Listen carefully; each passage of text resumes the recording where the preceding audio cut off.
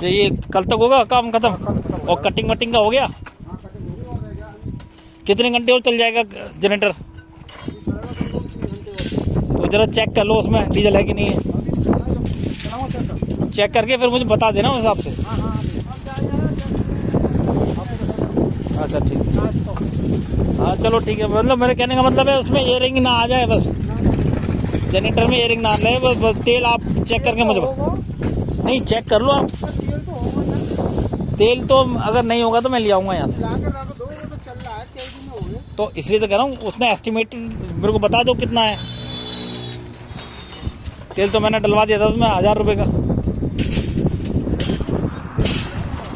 पहले देख तो लो कितना है उस हिसाब से मैं।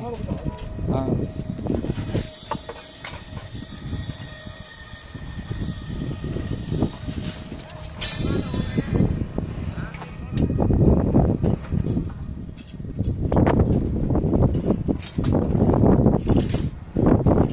3 घंटे और चलेगा ना आपका वैसे टोटल?